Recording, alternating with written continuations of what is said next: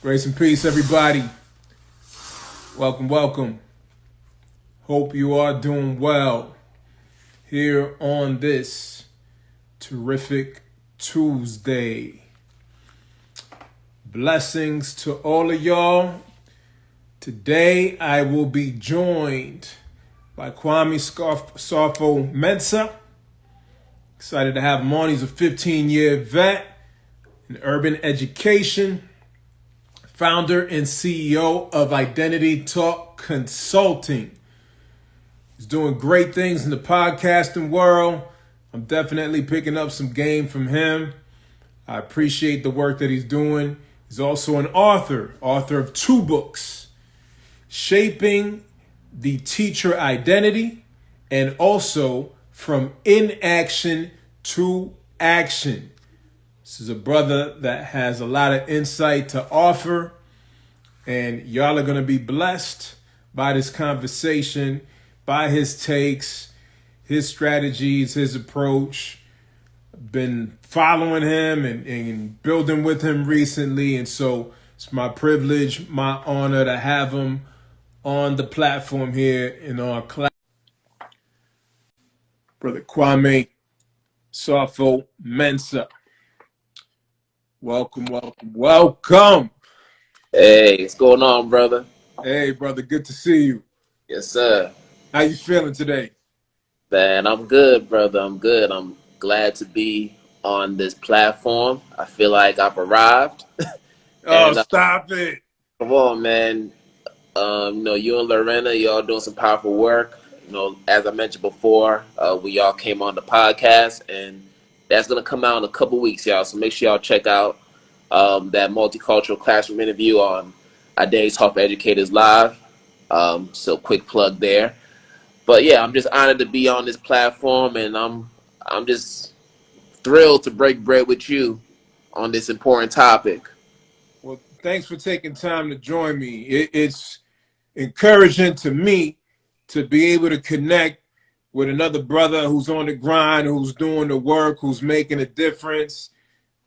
These are moments that I appreciate, and I do not take them for granted. I don't take your time for granted, but I don't take the fact that we got 2 brothers who are doing positive things, who are making an impact in this world and in the education field, coming together to support one another and collaborate. You know, the narrative that they paint of us obviously is quite the opposite when we're looking at mainstream media and whatnot. But hopefully this will help to continue to disrupt that narrative. Yes, sir. So I'm excited to hear from you because math is not my specialty whatsoever. And I try to lead with curiosity as it relates not just to math, but things that are not necessarily my expertise. And so I've been checking out some of your podcasts and recent articles and whatnot. And I'm interested to hear your perspective on a number of different things. But we'll go ahead and get started with one thing that's been on my mind as I've reflected on my experience as a school leader. One Yes. of the things that I would find challenging is some of what I felt as resistance from math educators when I was challenging and encouraging them to incorporate social justice themes into their curriculum. Why do you think that's such a challenge for math educators? Ooh, that's how we starting, brother. That's how we started. Coming in hot. Okay. Why is it a challenge for math educators to incorporate social justice themes? It's a very multi-layered question, so I'm going to just kind of break it down to the simplest of forms. I think first and foremost, when we look at math, compared to other content areas, math is in a league of its own. Let's just start there. Okay. When you think about the We think about the fact that we have literacy, we have history, we have science, we have social studies, and all these other content areas that are very much interdisciplinary, and you can just mix them in however you want, right? And it's easy to do it with those subjects. Math is different because there's a different way you have to go about it. You have to know algorithms. You have to be familiar with how equations work, but also you also have to understand how they look within the context of different real world problems, right? And I think the reason why it's tough for a lot of math teachers to incorporate social justice things is because when we think about math, we think of math as this procedural thing that we do. So when I say procedural, it's usually, okay, we're going to learn about two-step equations.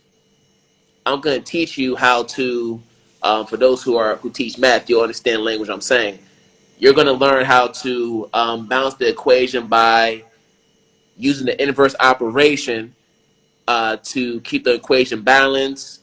You're going to make sure that both sides are equating to each other. But there's a step-by-step process that you have to take in order to get to that final solution. So you're solving these problems that have formulas, that have algorithms, but it's outside of context, right? It's not within a word problem. It's not within anything that we deal with on a daily basis. And so much of math is taught in that manner. Think about when you were growing up, Roberto. You had to memorize timetables, right? Yes. We memorized timetables. We learned how to add fractions. We learned how to divide fractions. We learned how to do a lot of different things. And we got to a point where we were doing it pretty well. But how many of us can explain why those algorithms work? Not me. I mean, there are a lot of people, even myself, who was a math major in college. I couldn't explain why when I divide fractions, I flip the reciprocal and do the inverse operation, which is multiplication. I don't understand why that worked. It wasn't until I was into my teacher training for my master's class that I realized why it worked. But that took me, 25 years to realize that. And I was a math major in college. I was taking level courses such as differential calculus. I was taking linear algebra. I was taking all the other calculuses and probability. Like any math class you can think of, high level, I had to take it over the course of 4 years of undergrad. And I could even give a simple explanation about a skill that I learned as early as, I don't know, fifth grade. But that's a lot of us, Roberto. A lot of us are in that space.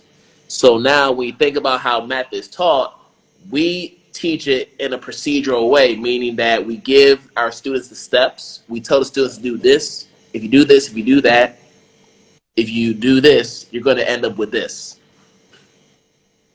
And that's all students end up knowing. So now when it comes time for testing, that's what they need to know in order to pass their state test.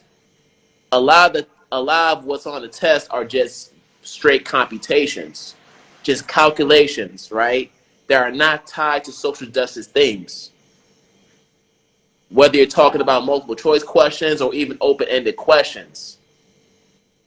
You know, So, yeah, part of the reason I asked this question, besides what I started with, is I think I reflect on my own math experience. yep, And I I was not a strong math student.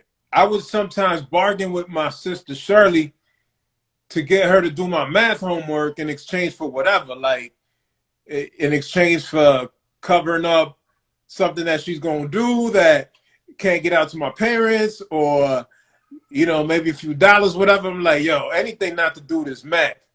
yeah, And then I think about the things that have stuck with me, mm-hmm, especially when it comes to thinking about finances and disparities and inequities. When you're looking at like, oh, wait a second, you know, this adds up to this, and This is why, this individual or this family would fall short. Mm-hmm. When I think about rap lyrics, for example, even though they weren't reinforcing themes that I'm not necessarily down with in terms of pushing weight in the community and whatnot, but when I listen to the intricacies and what they're working in terms of the math, the fractions when they're talking about drugs, like some of those things stick with me, right? Yeah. And so like we don't have to necessarily talk about drugs, although that could be a really good social justice conversation, right? Why are these rappers talking about it? What's happening in these communities? Like, all right, what do these references mean? And so I think about the way I learned math, and it just didn't do it for me. And then I think about some of the things that have stuck with me, as I've mentioned, and I wonder, I'm like, what else can we be doing differently? Mm. And is this the only way to teach math? Mm-hmm. Yeah, so you're saying a lot of different things. I think number one, when you say you weren't a strong math learner, right? Define strong.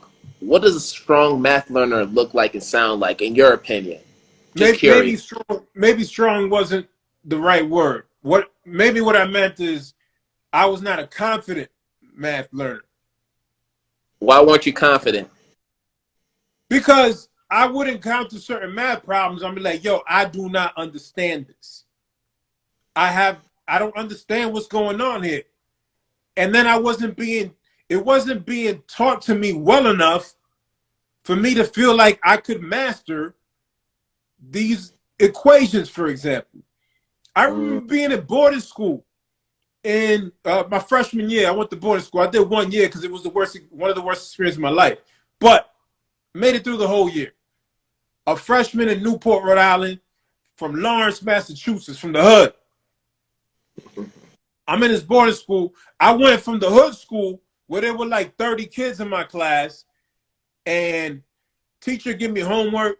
I be done the homework in 5 or 10 minutes before school's over. It was easy to me. Then I got to boarding school, and I'm like, oh, snap. They're giving us like real challenging work. Oh yeah, it got real. And I was in algebra 1 freshman year. I know that we teach more advanced now, right? But at that time, algebra 1 being a freshman, that was the standard. Yo, I'm like, where can I hide in this classroom? Because I don't know the answers to these problems. I do not understand it, but there were only 6 kids in my class. There was no hiding. It was just me struggling through it all year, meeting with my teacher, who was also my advisor, trying to understand the stuff and still feeling like, yo, I don't understand. I'm just going to do everything possible to pass, even if passing meant a D. Mm. But Wow. I did not leave that You said class a lot. feeling like I truly knew algebra 1. So that's what I mean in terms of not being strong, not being confident.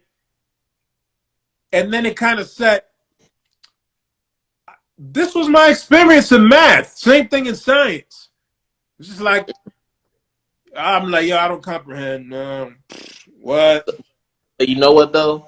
You pretty much answered your own question. You weren't confident because the teacher didn't provide you with an entry point to the content so that you can look at it from a different viewpoint, from a different lens that relates to your culture. So that's the number one thing when you're talking about cultural responsive teaching and math. There You was have, no culture involved. that's my whole point though. Imagine if that teacher injected some of that culture, some of that Lawrence, Massachusetts into that math. You'll be more motivated to want to know what's going on, right? Absolutely. And that's where we have to start. And this is why, like, even with your wife Lorena, like when she wrote the book Textured Teaching, right? This is exactly what she's talking about right here. And we talked about this on the podcast where we have to start off being culturally responsive. So when we talk about culturally responsive teaching, what we're really talking about is an acknowledgement of culture in the classroom. So, like, I see that I have a classroom of people who are of color, whether they are black, whether they are Latinx, whether they are Asian or Pacific Islander, indigenous, whatever. I see that they're in my classroom. That's the first step, is the acknowledgement. So you go from being culturally responsive to now culturally relevant. So when we say culturally relevant, now we have to think about specific issues that are within those communities in which my students are from, that are having an impact on their well-being. So an example of this is something that I did with my 8th graders a few years back. I did a whole unit focused on racial profiling in Boston. And before we even got into the Boston segment of it, I had to activate their prior knowledge by asking them about their prior experiences with racial profiling. So that was the first thing I did. I didn't do any And this math. is, just so we're clear, this isn't a math class. This is in a math class, exactly. Boom. This is in a math class. The first thing I asked them was, well, I want you to tell me a personal account or story when you experienced racial profiling or you saw a friend or family member experience racial profiling. That was the first exercise. So I had students sharing about uncles getting incarcerated. I had students who were sharing about times where the police stopped them while they were playing with friends, and they were stopped and frisked, and then the cops just kept them moving. And now keep in mind, I taught, for those who live in Boston, I taught in Dorchester, right? So for those who are familiar with Boston, the most highly concentrated black and brown areas are in Dorchester, Mattapan, Roxbury, even to a certain degree. Like Hyde Park is getting up there now too, but mainly those first three that I mentioned. My students came from those three neighborhoods in Boston. And those are the areas where you see the highest prevalence of racial profiling. And I'll get to that in a second. But that was the first thing I did with them. Second thing was, okay, you need to understand the historical context, right? So we need to actually we got to build some prior knowledge so that you'll be able to understand why these statistics are the way they are. So um, we talked about the Second Amendment, right? The Fourth Amendment, when we talk about stop and frisk laws. We talked about Jim Crow. What does Jim Crow mean? And how does that tie into this issue of racial profiling contemporarily, right? And I had them do a jigsaw activity where I broke them up into different groups. Each group was responsible for researching an assigned topic, right? And they were able to get a sense of what these different things were. And then because of the jigsaw, they had to teach each other what they learned from these different articles that I assigned them, right? So that exercise in itself took about a whole week because, you're talking about history, so you have to dig deep into things. We're talking about some heavy stuff. We're talking about slave codes. We're talking about stop and frisk. We're talking about, amendments from the Constitution, Bill of Rights. But I'm in a math class doing this. So right there, that tells you how interdisciplinary math is. I'm incorporating social studies, I'm incorporating history, some civics, and some literacy because they have to read and highlight important details from these different texts that they had to read, which were like one pages that were scaffolded, right? So they go through that process, and then finally, we now talk about racial profiling in Boston. So to really crystallize the issue, I presented them with a Boston Globe article, which had a map of Boston sectioned off by zip codes. It was a color-coded map of Boston where the keys were where like certain colors meant there was a higher prevalence of racial profiling. So I had Mm. students looking at this map, and they're studying it, and they're like, "Oh, that's my zip code. It's this color. This color means that a lot of police are present in my area." But Mm. then I go to Back Bay. If I Right. look at Fenway, it's a lighter color, which means that there's not as much police presence there. So immediately they're starting to see connections between the data in this map and the numbers. So from that point, they had to create different types of data models to present it. So they had to do frequency tables. Uh, they had to do scatter plots of the data. And then they had to do an analysis of what they were seeing. Why were these trends happening over the course of a certain number of years? So this is all going on in the math class with seventh and eighth graders. Now, now, was this something that was tied to standards? So, of course, we're in Massachusetts. So, of course, in Massachusetts, we have our standards that we have to adhere to, but it's really just an iteration of Common Core. Let's just call it what it is. Right.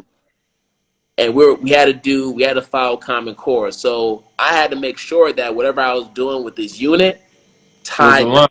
to Common Core standards that aligned to my grade level. So that was something that I had to do before I even engaged in this project, because I knew that I would have an administrator come in and they would ask me, well, why are you doing this? Well, it's because it ties to this, da da da. So I provide my rationale, and then they're like, all right, they leave you alone.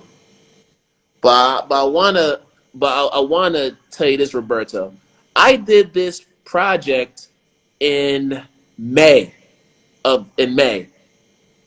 Think about why I did it in May.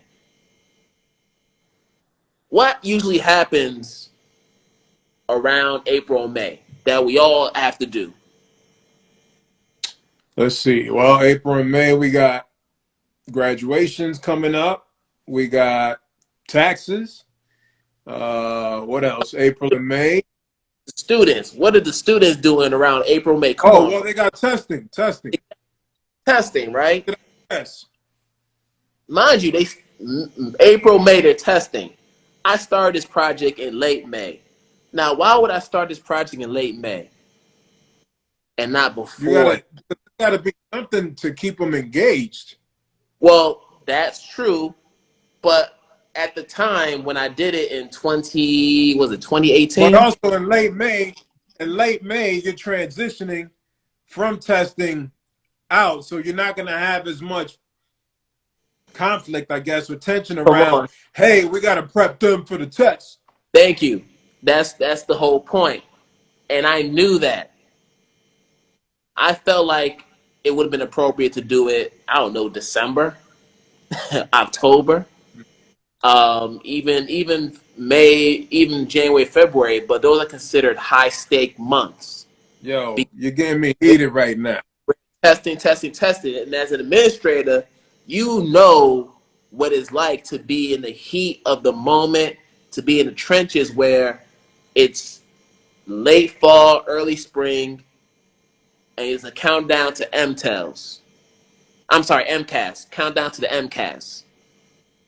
So I'm sorry, we talking math. MCAS is the state test for Massachusetts that students got to take. Yo, I Take. struggled as a public school administrator because I didn't value it the way others did. Mm-hmm. I was looking at my kids all stressed out. I'm like, yo, we want them to love learning, and we want them to master these skills and be engaged in wonderful content. Like what you described, that's something I could get with in a math class. And it lands for me. It lands in a more meaningful way. Mm-hmm. It really does, brother. and keep this in mind. See, because we're talking about culture responsive learning in math, I don't want to conflate culture responsive learning with social justice. I want to make sure we don't do that, because we don't always have to teach math, um, from the lens of a negative issue or a social justice issue like racial profiling, Right. right? So if we're talking cultural responsiveness in math, there are other ways we can inject it. Let's look at it from a counter narrative standpoint, right? Let's look at the history of math. Let's talk about ancient Kemet, how the Cometians were the originators of a lot of the algebra that we're teaching y'all today.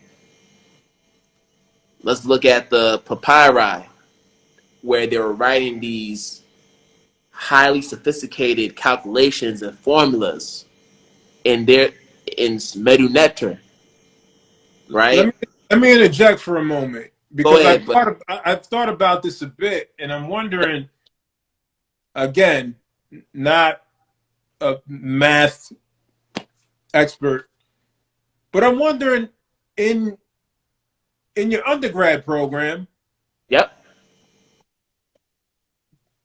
did you learn about this? Because like I assume. Sorry, I gotta ask. I'm the interviewer. I gotta ask these it's a questions. great question. I'm glad you asked that, but no, I did not learn that, man. I didn't. And you didn't learn it in K through 12, No, sir. right? So then, where did you learn this? Where did I learn? Let's see. I learned it while I was an active an active middle school teacher. I just developed the consciousness, right? I started to see what was going on. I started to see what other teachers were teaching in their different classes, and I always thought to myself, man, like I know that I know the history, and I feel like I've always felt like it was something that could be taught, but I just didn't know how to incorporate it into the scope and sequence in a way that didn't disrupt what my administrators wanted me to do, in a way that didn't disrupt what the district wanted me to teach, right? But I always knew in the back of my mind that it was something that I needed to at least let my black and brown students know, because that's what's going to give them the confidence to feel like, hey, we can be mathematicians too. Mathematicians don't have to look like this. They're not all white. They're not all from Greece. Like, they come from Africa. But these origins are important. And so why isn't this being taught on the college and university level? This stuff gets me mad. In certain universities, there are courses that focus on ethnomathematics and the history of it, but usually it's in the form of an elective. It's not a required course.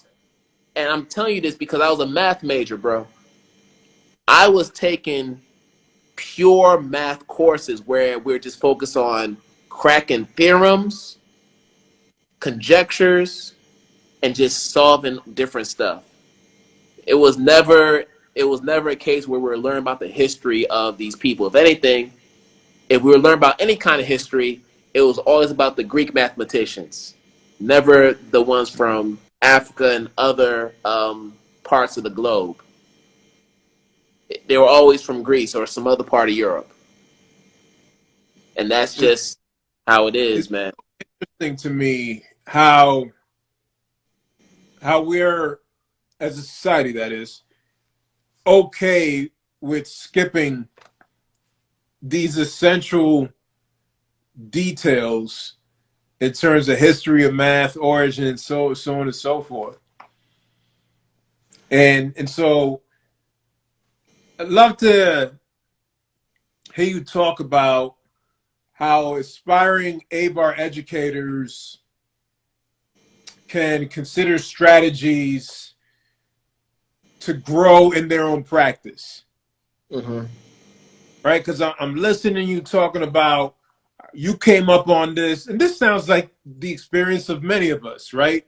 Mm-hmm. The moments of enlightenment where we're like, oh snap, wait. We're not teaching about this, and that.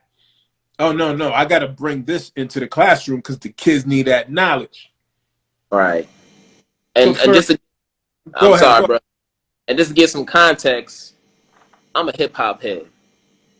And I mean, you could appreciate this, man. I'm gonna tell you who I listen to, and you can understand why my mindset was the way it was. Like I grew up listening to um KRS One, man. I grew up listening to Boogie Down Production. I grew up listening to ahead. Tribe Called Quest, Native Tongue Movement. I grew up listening to Dead Prez. Dead Prez, like I Bro, was I like was bumping yo, that that whole Let's press Get got me through my album. freshman year in college Come on, at a PWI.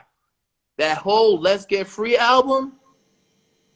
That was part of my soundtrack when I was in high school, along with Yasin Bey, Black on Both Sides. Like I was this just is gonna my train. say, mathematics, that song Mathematics. Mathematics on. Bro, I'm So not a math I teacher, was but on. if I was, I'd have to do a lesson on that song. Come on now. I mean, but this is me though. So I already came in with that knowledge of self. All I had to do was listen to Day Schools, and I was ready to go. Mm, On mm. as soon as I heard Day Schools, like it blew my mind. Like, yo, this is exactly what's going on in my history class, and this is what I saw even going through college and even into my early years of education. And I realized, okay, I have to do things differently. So the know-how was there. It was a question of how to navigate a system that was meant to marginalize and oppress my own people. How do I how do I maneuver it? That was always the challenge. And it's Right. hard to disrupt when you're within that system because you're trying to do it in a way that's you're trying to finesse it, you're trying to go through these loopholes and try to find what they are, and it's not always easy to do. And And that's it's how taxing. it's taxing. That's how lives get burned out, and then we ultimately end up leaving that space to do either something else or to operate from outside in a different fashion that's still within the realm of education, like both of Right. us are doing right now. But But for those individuals who might not necessarily have that understanding that you had, because that gave you an advantage, yeah, what are two or three strategies that you will offer them? Those aspiring A-bar educators want to make they're teaching math and they want to make a difference, but they need two or three strategies to get them going. all right. I'll give them one right here, and it's a really easy one too. Since we're talking about A-bar, anti-bias, anti-racist teaching, right? We have to focus on intersectionality. Mm. If you're not familiar with intersectionality, you need to read up on Dr. Kimberly Crenshaw, who talks about that. Especially if we're talking about critical race theory studies, right? But number one, I would say look for mathematicians who look like your students. Mm. Okay, if we're all about the counter narrative, you can find these individuals in books. You can find them in movies, documentaries. You can even go as far as putting out like what I did. And some people who are in the chat can attest to this.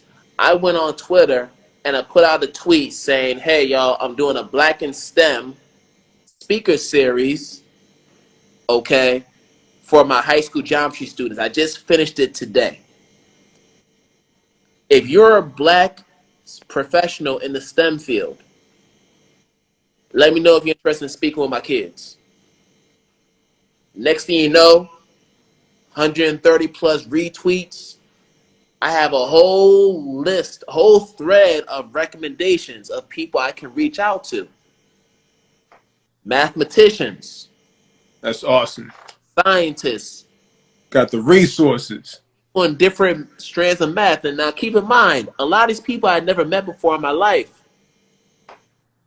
And my teaching's all virtual, so it was really just a matter of saying, hey, we have class on this time. Can you give us 45 minutes of your time just to talk to the kids about what you do as a STEM career and how it impacts the Black and brown community. And I was able to do almost a 2-month speaker series where every week I had a new speaker. And there were certain weeks where I doubled up because there were so many who are interested in speaking with the kids. I love So that. that's the number one thing, using social media and even your local communities to find those mathematicians who are doing the work. All right. And I think to take it a step further, as you already know, I have a podcast called Radical Math Talk, where I interview different people who are in math education, who do it from different vantage points, but are doing it for the purpose of liberation. So I've interviewed data scientists, I've interviewed aerospace engineers, I've interviewed um, people in academia who focus on math. I've interviewed um, entrepreneurs who have tutoring businesses, and these are all people of color. All of them are people of color, most of whom are Black women. Because we know that Black women get marginalized more than anybody. So if That's you look at any of my podcasts, including Radical Math Talk, most of these mathematicians are Black women. They out here. They've been out here. But we just have to get our students to see that they're out there. And that doesn't cost any money. And I mean, as a former administrator, you can appreciate this. So often when we ask our principals, hey, can we go on this field trip to this museum? Can we go on this field trip to this place? The first question that they ask is, well, how are we going to pay for it? facts. We gonna do a bake sale? We gonna raise money? How we gonna get money for this? Because that's gonna be a reason for them to say no. If you can't provide the funds for this field trip, we can't go. Reaching out to people within the community, reaching out to your virtual networks is just one way to go about doing it, and it's you know it's free for the most part. It's free. I didn't have to pay a single. I like people that I brought on. I mean, for a few of them, I gave some honorariums because I just appreciated them for taking the time. But for the most part, people just did out of the goods of their heart. So, like, free of charge. Free of charge and great exposure for the students. And you could easily do that. Doesn't matter what grade level. I don't care if it's kindergarten. I don't care if it's second grade, fourth grade, sixth grade, whatever, right? That's one thing. The second thing is this. When we think about math, let's not, yes, math is a language, but if students are able to explain the math in their own lingo, let it roll. Like, let them explain it that way, right? If we're talking about culturally sustaining practices, we gotta focus on language too. Yes, there's a formalized way of talking about math, but that doesn't mean that we can't use their linguistic identity as an asset to them getting more fluent in their math language, if that makes sense. Do you So, have a particular? Is yeah, there anything that you I, have in mind? I'll give an example. So, sixth grade, a few years back, I was teaching my sixth graders about quadrilaterals, right? Characteristics of a quadrilateral. So when we were focusing on rhombus, right? We're comparing a rhombus and I think a rectangle, or maybe a square. No, it was a square. So we know that a rhombus, when we look at a rhombus has all congruent sides. When we say congruent, that means that the sides are equal. They're all the same length, right? But a square also has four congruent sides, but all of their angles are right angles. Right angles being 90 degrees. Mm-hmm. So to help them remember what a rhombus looks like, I put on Michael Jackson's Smooth Criminal video. Because we think about Smooth Criminal, you know, the classic part where he starts to lean forward, right? You see me leaning. He tries, see you, don't fall now. He's starting to lean, and comes back up. That clip right there, I showed it to the kids, and I said, when you look at the rhombus, it's basically Michael Jackson. It's basically the rhombus is a square doing a Smooth Criminal. Mm.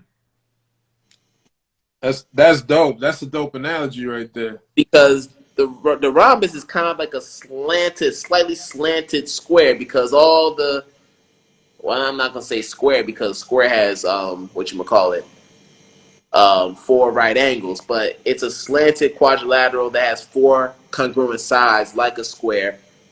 So you can, if you slant it, it's like it's leaning forward. And I had one student put that on her quiz when she was answering an open-ended question. And you know what? I gave her credit for that. Wait, but how she answered? So the question was, what's the difference between a rhombus and a square? And she pretty much explained it using the Smooth Criminal analogy that I provided. She said the rhombus is like Michael Jackson and Smooth Criminal. It's leaning. Yes. That's dope, man. Yo, you see, if I was a math teacher, I would be doing songs, and I would use that analogy in a math rap song. Well, that's what vocabulary does, bruh. You know vocabulary. Mm. So vocabulary pretty much does that. Not just for math, but for other subjects as well, where basically they pretty much break down these different skills and concepts into like 16 bars. And Okay. these dudes can spit too. Like they really spit. I don't know if you've heard some of the vocabulary videos. Like these are some like Nah, I got. MCs. I look them up. Maybe I haven't. I just don't remember. But Yeah. I'm, If you I'm, write, I'm writing it down now. yeah, vocabulary. If you go on, they have their own website, but I think you have to pay for a subscription. But if you just go on YouTube, sometimes you'll come across some of the vocabulary videos there that some people just upload, because vocabulary has their YouTube channel there, so you can actually see some of the free videos and get a sense of what that looks like. But no, these are some certified MCs who they spit. But get it. Nah, I'll check them out, man. But I ain't never heard the rhombus explained this way. Well, that's just because I had kids who are Michael Jackson fans, so I figured let me incorporate Michael Jackson culture into that lesson, and that's how they're able to retain what a rhombus is conceptually. Now, obviously, I had to remove that scaffold and teach them the formalized way to explain it, right? Right. So I didn't just say, "Nah, you can't explain it that way." I gave credit for that because that's how she was able to access the content. I gave her an entry point. Now that she got through the door, now I need to help her to formalize her language so that she can explain it in a way that is mathematically sound. Because in the end, if she were to write that on a standardized test, she probably would have got a 0, Right. which is a damn shame. But you and I know it would have been a 0 because they're expecting you to use math terms. I think she should get more credit if she brings in the smooth criminal analogy. But here's the thing, though: if it was a case where the standardized tests were written by us, maybe she gets some more credit. But we not gonna open up that can of worms No, we not. We about the ain't whole idea. that test either. Not gonna talk about that today because that's a whole nother conversation. We that's not what we're doing assessment wise anyways. That's what I'm saying. That's We just we yeah. got some better assessments we could come up with, you know. Just Oh, even in the conversation, I'm like, oh, all right, you know, like I could see how we could come up with the math assessment that not only challenges them to display their mastery, but also allows us to make it fun. right. And I'm gonna give you one more strategy. I already gave you two. So we're talking about counter narratives, right? We've talked about inviting guest speakers to come speak to kids, people who like are real mathematicians or in the STEM fields.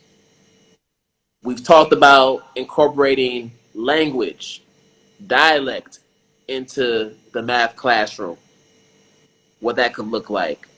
Now let's talk about it just escaped. I just had it. Let's talk about the importance of ah man, I just had it in my head too. It'll come. Um, it'll come back. It'll come back. I'm so mad about this too because this is a good one. It's a good one. Keep talking. It's gonna come back to me. All right, you're in Ghana, if I Okay. remember correctly. I'm from. So my family's from Ghana. I'm currently in Freetown, Sierra Leone. So I'm close to Ghana. I'm in the west side. Freetown, all right, Freetown, Sierra Leone. Yeah. Have you noticed a difference in math education where you're currently at in Freetown, Sierra Leone versus what you have witnessed and experienced in the States? Um, I haven't physically been in Sierra Leonean schools, but what I can say is they're very similar to schools in Ghana. So, for those who don't know, I actually attended middle school in Ghana 3 years. And I like to tell people that those were the 3 hardest years of my K-12 experience, Really? the most rigorous years, because it was high stakes testing. Um, 60% of your grade came from your exam, your final exam. 60%. So What? all of your homework, all of your classwork, and everything else, if you fail that exam, you could fail the course for the year. That's Wow. how that's how real it was. So it very much felt like college. I'm 13, 14, 15 years old doing all these high stake tests and sweating, you know. That's a lot Um, of pressure. it is, but in terms of the quality of math, it was higher. It's higher in Sierra Leone and in a lot of West African countries compared to the States, if we're going to be honest. Where the United States has an advantage is just in the fact that they have more technology, more facilities, more infrastructures, more resources. But in terms of the quality of math, it's higher in West African countries. Now, if we're going to talk about the pedagogy of it, that is problematic because they do a lot of what we do here. It's very much lecture based, where the teacher comes in, classroom full of 30, 40, 50 students. They're just talking the whole time, writing notes, Mm. copying the notes down for most of that time, and then you're doing some classwork. You complete that, you give it to the teacher, they grade it, and then they just move on to the next thing. It was a lot of that. It wasn't very innovative, wasn't really creative. Okay, now I remember my last point as I was talking. Okay, come Number back. three. Number three is allowing like as a teacher, we have to activate the learning styles of our students, right? So the way that we've done math for so long, especially when we talk about standardized testing, what we've been doing is we've been testing their linguistic, but also their numerical intelligence, right? But she has some students who may be more artistic, right? You have students who, like you and MC, you rhyme. What if your assessment was for you to, in 16 bars, tell me how to solve a three-step equation, I'll body the assessment. and I'm gonna give you 16 bars to tell me that. It's not it's not a multiple choice test. It's not an open-ended constructed response. It's just you writing up your own rap song where you're telling me how you solve a multi-step equation. If I had told you that when you were 12, 13, 14 years old, Nah, it's a wrap because I probably already got the lyrics in my notebooks because that's how I take notes, by writing rhymes. come on, man. So we're activating your artistic intelligence right there, right? And then you have some people who maybe like to draw. Okay, I want you to create an anchor chart that pretty much explains how you understood this skill. I want you to create your own anchor chart. You can color it, you can show steps, do what you need to do, and we'll hang it up. So I know, have you heard of choice boards? Choice boards, no. So here's the thing. So there's a thing called choice board assessment. So what it looks like is you might have a 3x3 box, for instance. Each box has a different task. So when students get this choice board, they get to choose to do any of these three tasks on this board as a final assessment. So some teachers may they may level it like, okay, top row is like lower level, middle row is like mid level, and then the bottom row is like, okay, high level, like this is the greatest difficulty that you can have for a task. Choose one of each. Boom, boom, boom. Complete those tasks, submit it for a grade. So there's student choice involved. Right. Okay, I don't really like this task. I'm going to choose this task instead. So, so that's another way you can incorporate. You can make the math more engaging for students is by providing them with choice and And not just pick. so clear, what you described with the lower level, mid level, higher level, Yeah, they have to choose one from each level. It's not like, all right, I'm going to choose the mid level one. right. So just to be clear, that's just one example of how a choice board looks. There are a lot of choice boards that look different, right? But the main thing is they have a choice of which task they can do to demonstrate what they've learned. It's a choice board. So choose the task that you want to do. Um, Student choice is underrated, man. I love that option right there. and here's the thing: a lot of people talk about, well, you got to make sure they're cognitively demanding to where students are thinking.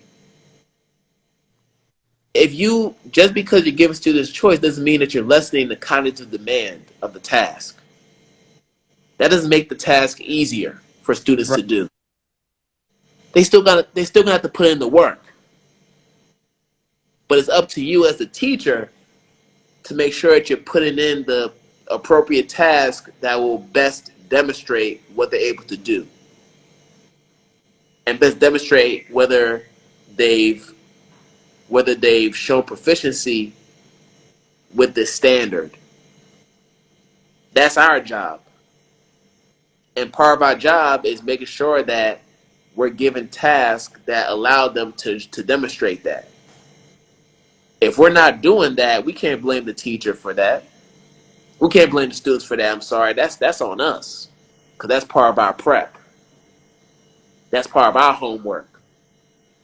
So just to recap, we're talking about the counter narratives. So showing students different mathematicians and different, in our films and movies, in real life, inviting them to speak with our classes. They're everywhere, right? That's one. Number two, we talked about incorporating the linguistic identities of students within the math curriculum. So if you speak Spanish, understand that there are cognates that tie to math terms. There are a lot of cognates in Spanish, as you already know. So maybe But you're I not. never thought about it in terms of connecting it to math. Well, yeah, because here's the thing. If you have an emerging bilingual in your classroom, and let's say that they haven't acquired a whole lot of English, they just arrived here in the country, right? You have to allow them to use Spanish. You're gonna have to engage in some translanguaging. So you may have to mix in some English. You may have to do some Spanglish here and there, just so that they understand that, hey, just because you're learning English doesn't mean that you have to stop speaking Spanish. So if that means I need to go on Google Translate to figure out how we can communicate with each other, which is something that I've done in the past. Now, I'm not saying that Google Translate is the end all be all and is perfect in their translations, but you know what? It's gotten better. They've gotten a lot better. It's better than nothing. So They if you're, they're yeah, able. It helps you get to at least the baseline level of the yes, communication that's necessary to help the emerging bilingual learner at least feel like, all right, not only am I somewhat understanding you, but you're somewhat understanding me. And yes, I'm trying to learn this English, but I see the effort that you're making. In this case, we're talking about Spanish. Giving me some of those words in Spanish that I understand that can, help me stay with you, right? Stay mm-hmm. engaged.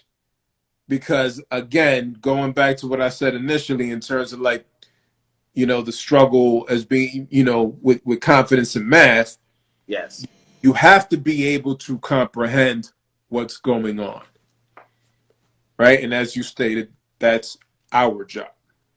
it's our job. It is our job. You gave me an But there are idea. many. Yeah. You What you gave got? me an idea to explore for the next time that we get together. Yes. Next time, I want to have a conversation about math in films. All right. Yeah, math in films. I want to talk about, all right, what movies come to mind? What are some movies that we could offer teachers as resources that could be brought into the math classroom that can reinforce certain math concepts while also giving us greater visibility, right? Giving folks of color greater visibility. So next time we get together, that's going to be the topic. I'll give you a short answer to that right now. It's slim pickings when it comes to math films that have us as the main protagonists. I, Shocker. that's all I'm gonna say about that. I can think of a couple off the top of my head, but once you get past those few, it's slim picking. So obviously, people are gonna say Hidden Figures. That's the first one you're gonna say. There's another movie that's called Stand and Deliver Yes, yes. Old school.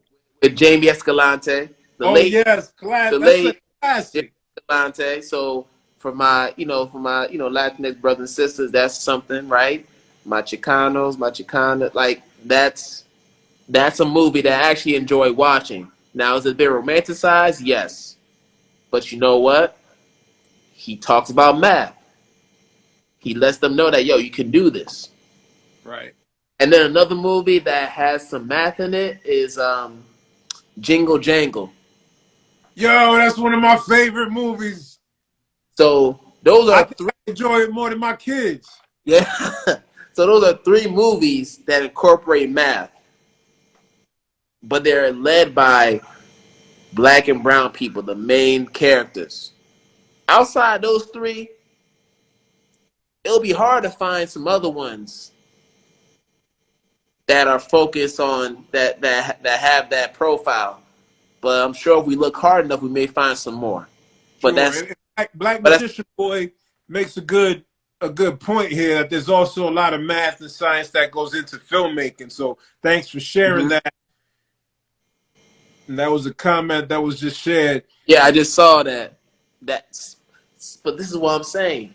You could actually bring somebody in to talk to the kids about how math and science are incorporated into filmmaking. Because people think, oh, filmmaking, that's that you do like that's more of an artsy type of thing. But there's math involved in that. Like there's so many opportunities out there. That's all I can say. We Absolutely. have to just think outside the box. We got Absolutely. the box. Well, I want to respect your time and also just give you an opportunity to share with us for those that are on the platform now and you may be new to them. Where can they follow you? Because I know you got multiple platforms. You're doing some amazing things. Where can folks follow you? Well, if you want to just learn everything that I'm doing, you can follow me on my company's website, Identity Talk 4, numeral 4, educators.com. So the name of my company is Identity Talk Consulting, where our motto is to stay true to the teacher in you. So through that, I provide professional development and consulting to educators, schools, colleges, and universities that have teacher training programs. And it's all about helping teachers be authentically who they are and to remain authentic in what they do in and out of the classroom. That's the primary goal of everything that we do. And you'll also find all of our podcasts housed in that website. You'll learn about our services.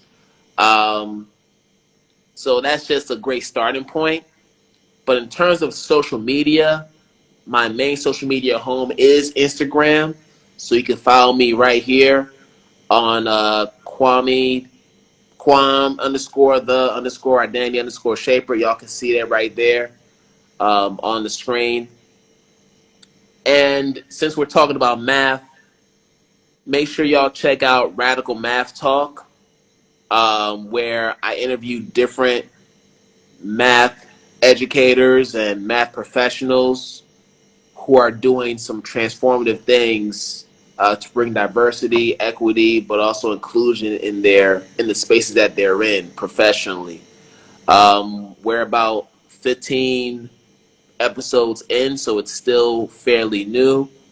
So if you're someone who has a math class and you want to expose them to different math professionals, particularly those who are black and brown, like us too, that's the podcast you want to go to. So Radical Math Talk is on all streaming platforms. You can find it on YouTube. You can find it on Apple Podcasts, everywhere you listen to your podcast.